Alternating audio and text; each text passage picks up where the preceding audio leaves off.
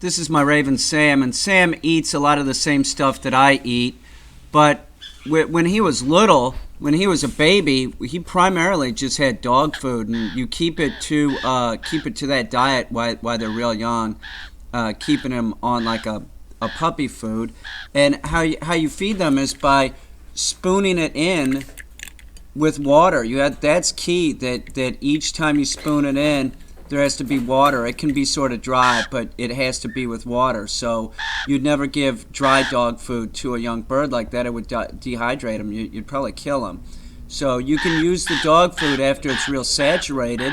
That's not a problem, but it has to either be saturated, or you have to make sure that when you're spooning it in, water gets with it. Sam right here is eating beef that's encrusted with calcium.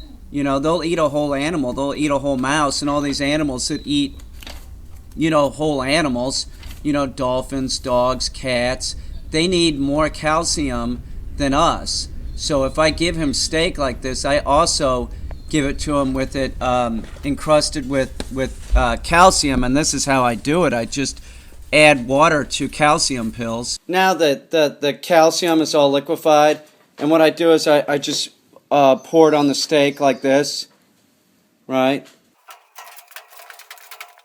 I pour it on there, and then just make sure it's covered.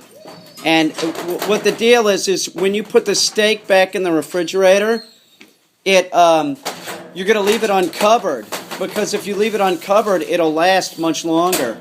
So this kind of crust on there, because the most refrigerators, they have a fan in there, so there's air circulation.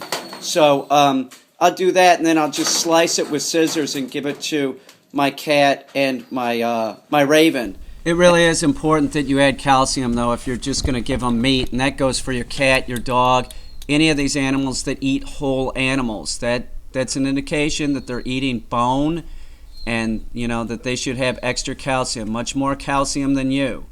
A raven's nothing like you, a dog's nothing like you, and neither is a cat. So keep that in mind. Now, Sam eats a lot of the same stuff that I eat. He's sort of polite about it. He'll just kind of hang out. He won't yank it out of my hands and everything. But it really, like, the base of his diet is meat. But he can eat fruit, he can eat cheese, he can eat, baked potatoes, just about everything that I can eat except avocados, caffeine. They shouldn't have caffeine and alcohol, of course.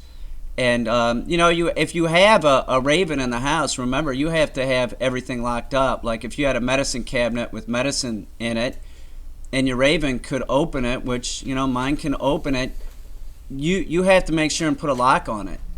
The raven doesn't understand what the package of pills is. The raven could just start opening up the package of cold pills for fun and poison itself. So keep that in mind. And if you don't want to get bit, and you have to understand also, you have to be very responsible with a bird like this. Meaning, if it's out, you have to make sure that it can't get into things, that can hurt it. So keep that in mind. If you're thinking about getting a raven, you can't just keep it in a cage. You have to have this like interaction with it like you would a dog. It's a daily thing. And as far as like time being spent, which animal do I spend more time with? It's probably the raven, honestly. But please be assured they do eat meat. That's the base of Sam's diet is meat. They cannot be vegetarian, so if you're thinking about getting a crow or raven and, turning it into a vegetarian, what you'll do is you'll kill the bird. They need meat, and they need extra calcium with that meat, so keep that in mind. You can accomplish this. You can also give them feeder mice from the pet store, little baby mice, and they'll eat those, and they eat those bones and all. So, you do have that choice, but whatever you do, whether you're just going to feed them dog food or you're going to bump up their diet and give them raw food, just make sure that the animal's getting enough calcium.